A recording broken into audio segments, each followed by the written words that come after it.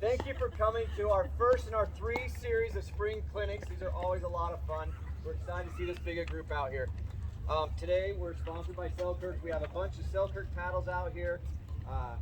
They're a long-known brand in the industry. They've done a lot of great things. We're very thankful for Selkirk and Brigham City. They've helped us run a lot of our tournaments. So we're going to be using Selkirk balls today, as well as we'll be demoing Selkirk paddles. Today we have 5 instructors. We're going to break into 5 groups, skill level wise. We have Kale Klein, Tate Klein, Brandon Ayas right here, and Molly Holmes. 3 areas we're going to go over. We're going to go over how to hit drives and drops. We're going to go over how to hit when we should attack a 50-50 ball. If you've been here to past clinics, we've always made you do push-ups if you try to hit one of those 50-50 balls. But today we're going to let you hit them. We're going to talk about when is the right time and when is the wrong time. And then finally, we're also going to go over when you get stuck in the midcourt. You thought you hit a ball you wanted to, and then all of a sudden you're halfway up and they're hitting it back at you. We're going to talk about how you stay in that point, what you should do. So those will be our 3 topics. We're going to teach everything here first, and then we're going to break out into our group and review them with our instructor. So drops and drives. The first thing we want to talk about with that, the most common shot we should hit on our 3rd shot. So when we say drops and drives, we're talking a serve, a return, and now it's the 3rd shot, sometimes the 5th shot if we've rescued the 3rd shot. We need to decide if we're going to drop or drive. In general, your mindset should be 2 drops for every drive. I mean, that's my opinion. We shouldn't, if you find yourself driving the ball more than that and not winning points, you need to be working on your drop shot. You should have this drop shot in your pocket. Everybody should be able to do that. So let's go over a couple of these. Actually, Kale, I'll have you come to this side and I'm going to feed you. The first drop we're going to talk about is it's almost like an elongated dink shot. We're going to keep the ball right in front of our legs. We're going to hit a forehand ball back into the kitchen. Paying attention to things like the windows, or the wind, sorry, not windows. What the wind's going to do. So Kale's going to hit a forehand push drop just to the middle of the court. Just pushing it over like that. Same with the backhand. You don't want to be reaching sideways with a backhand, but rather a backhand push drop from the back court should be between your legs. So he moves over to it and then drops that ball. Again, a forehand between the legs and now a backhand between the legs. So that we're going to go over this in a second. Now the next thing we're going to do in the drill is he hit always to middle. If you know someone's backhand is to this side, or this person hasn't gone up all the way, you're going to want to hit the ball either strategically to a backhand, but honestly, where most of our drops and all of our drives are going to be the person that returned the serve. They've hit a short ball back. I'm going to drive that ball to that person before he gets up there. That's when you should drive the ball. We'll talk about it in a second. But, so Kale, I'm going to tell you right or left, and it's going to be your right or left on this ball. So he's going to drop it to a corner. So he's reading. I want him to read it. Right. Left. Backhand. Left. So the goal is when you hit a drop, your feet need to be set. Move on this one as you hit it. If you're moving while you hit it, you're going to shank balls. You're not going to control it. So what it needs to look like, I want to push with this. I want it between your legs. You move over to the ball, you get in front of it, and you push that ball. You get there, your feet should be quiet as you're hitting that ball. If you're hitting a ball like this, you're not going to get a good shot. Okay, the final thing we're going to talk about on the drops before we move on to the drive, and then we're going to break up in our groups, I'll take one more, is a aggressive drop. I get a fairly deep but wimpy return of serve. I want to attack the team on my drop shot. Not a drive, but an attacking drop. We're going to add spin to this. We're going to teach you all this shot. It's one of my favorite shots to hit. Kale's a lefty, so his spin's naturally going to go to my forehand, but if you're a righty, it's a perfect ball to take to someone's backhand. So what this is going to look like, as I hit my drop, I'm going to come across the ball and put some side spin on it. Not only does that make it pop, I don't know if you can see that there, but that spin also drops that ball down. So he's going to aim, it's called an inside-out swing. He's going to aim to this far corner with that and drop the ball with that spin, making it land in the kitchen. And as I try to hit it, it's going to be difficult.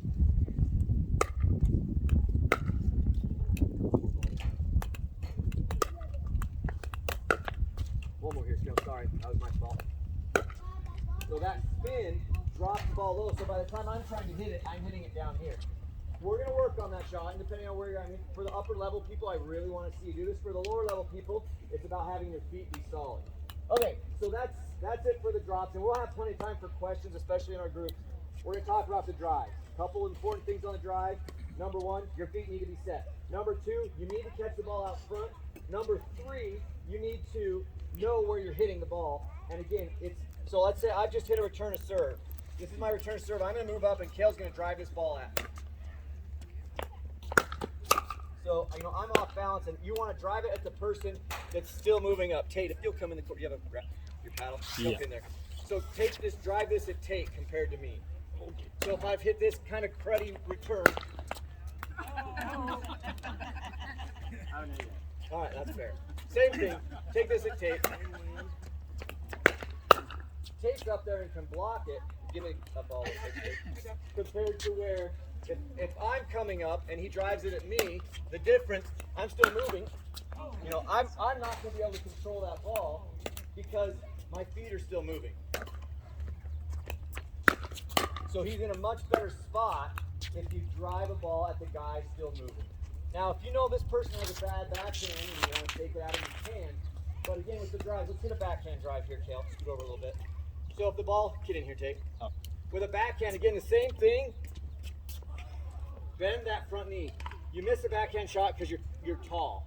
Get down, get low, and pop that ball out front.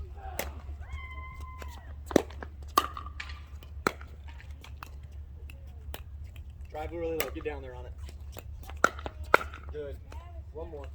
So again, a backhand drive is not something any of us are going to hit a lot. But there's occasional, that guy's paddles down. It's like, I'm going to make him pay for that. I'm going to drive a backhand at him. But the key is catching that ball out front. Watch Kale one more time. How far out front he is when he hits this ball. If you hit a backhand, hit this one, let it get into your body, Kale. If you hit a backhand and it's in your body, that's exactly what's going to happen. So make sure you catch it way out front. Okay, let's break up as a group. Any questions on what we're going to do on the drop or what we're going to do on the drive? So we're gonna do a drill. What we'll have is groups of probably 3 at the baseline and 3 up at the net. We're gonna have the feeder, whoever your coach is going to feed you 2 that I want you to drop, a backhand and a forehand. We'll start with the push, and then the third ball he's gonna have you or she's gonna have you drive. So a drop, a drop, a drive. While the other two of the other people that are up here are gonna practice taking those balls and pushing them back at them. So we're gonna do a drop, a drive. And then we'll get to where we're going to do the side spin. We're not going to start off with the side spin. I'll yell out when we're going to start with the side spin. All right, any questions? Break out to your courts, and I'll kind of look around for a second who we're going to put where. Kale, will you gather balls real quick? So the next one is the 50-50 shot. And for those of you that don't know what a 50-50 ball is, Kale, grab a few so we can be ready to do this. A 50-50 ball is a ball when I'm at the kitchen and my opponent is at the kitchen, and it's about net height. And I could attack this ball, but I can't hit down on this ball. So when I hit one of these, a 50-50 ball, I come, one more time. And I attack this ball. I'm not hitting it down, except I did. I'm ending up hitting it flat. Let me put this out. Grab some more balls. All right, try forehand. So I have a ball out front, and I hit it back like this. That guy can now attack me. So a 50-50 ball means 50% of the time I'm going to win it, 50% of the time he's going to win it.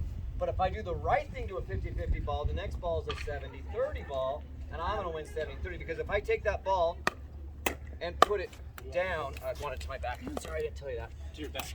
For this one. So a 50-50 ball, and I take it and put it on the ground. Now my next ball is up. So I put it down, I make him step. Now I get to finish the next ball. So a 50-50 ball, we all see, I dinked 4 times. I finally have a ball here. I can attack it. But when I do that, then I say, why did I lose that point? I should have won that point. I got to where I got to attack the ball. You shouldn't attack the 50-50 ball. What you need to do is make that person step. Now that's where we're at. So let's say I get a 50-50 ball and Kale has just moved. So I'm going to hit a couple. I want you to be out of position and give me a 50-50 ball so I'm wide open. Got it? So we've hit a couple. He gives me a 50-50 ball. I have him over here. So I want you to lean on that ball. And you're going to give me a ball to here.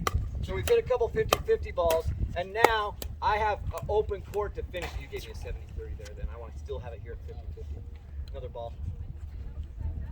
So the idea of 50-50 ball is I want to attack, but I shouldn't attack. I want to attack. Stay up here, Taylor. I want to attack, but I shouldn't attack. I shouldn't attack. I shouldn't attack. Till I get it down. He had to step for that last one, so I had a 50-50 ball. He wasn't back ready. His paddle was down. His body was leaning. So if you can get them out of position, taking a step back, paddle down to the ground instead of paddle up, that's when you attack the 50-50 ball. So, I mean, that's a lot to kind of grasp right there, but a 50-50 ball, we're going to practice in a drill, and it'll be fun to tell you, you attacked the 50-50 ball when that person was ready. You shouldn't have. We're going to have you practice attacking it once they have gotten off balance. So, again, drill back and forth. Let's drill 3 or 4 back and forth until we're going to have one side put the ball on the ground. Once I put the ball on the ground and they've stepped and they give me a 50-50 ball back, I'm going to attack it. So it's going to look like this.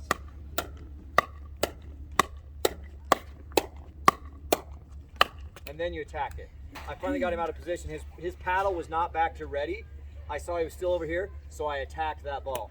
If their paddle is not back in front of them, you can attack them. So he hit it, he stayed there, and I attacked him again. 50-50 ball, I lost it. You can attack me, attack me. Yes. So I was out of position, I came over here, it was easy for him to finish that. Any question on what a 50-50 is and when to attack it and when not to? All right, break out into your groups, same people, same places. I'm gonna have you be on this court. Same bat time, same bat channel. Talk about, we all get this. This is probably 10 times a match, 10 times a game to play, is getting stuck in the mid-court. So I've hit a third shot drop that ended up being more like a third shot lob, and I took 2 steps in, and now I'm in trouble. So the other team is hitting the ball back. It's coming at my feet. What I see most people do, Kale, do what most people do if they get this ball. I'm just letting you try to figure it out. I'm not telling you what it is. What do most people do when they get this ball and they're in the mid-court? Exactly. So that ball, then they pound the next one. You get in mid-court, you get nervous, you think, I've got to hit this hard. And you put it in the net or you put it up high and it gets killed. You have to, number one, not panic. I love being in the mid-court. It's one of my favorite shots. You just need to practice it. A mid-court reset.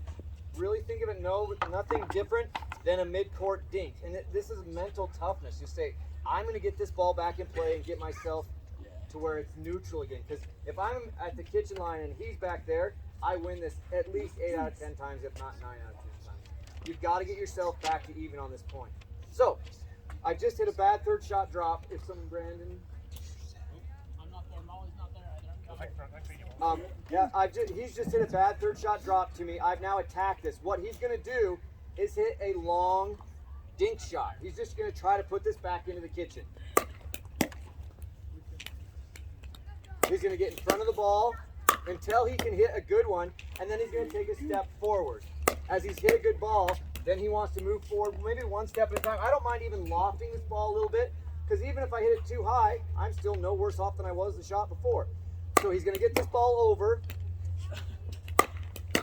and try to take a step in until he can finally work his way all the way up. Good.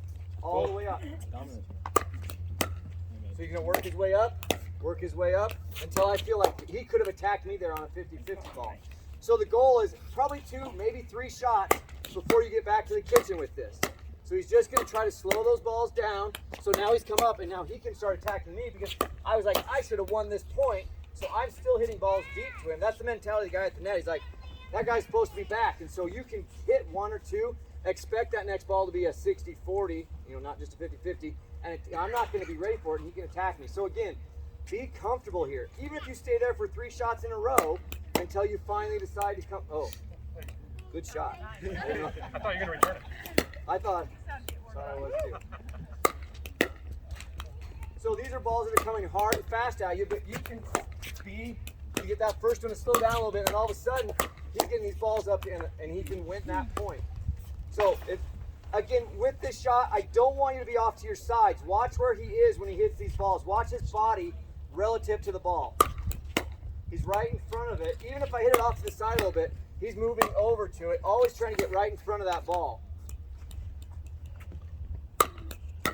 Trying to get in front of it as much as he can, slowing it down.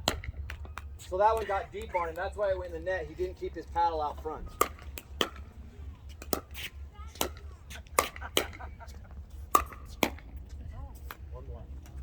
The idea, slow it down so you can take a step in. Slow it down so you get a step in. Each time, one step further. You don't have to rush the net. Keep your paddle up and out in front of you. Paddle up and out in front of you. I mean, I'm hitting tough balls there, and he's just blocking them back. Sorry. Last one. Whether it's a forehand or a backhand, I'm moving to catch it in front, not to the side of me. I can't hit a good shot like this.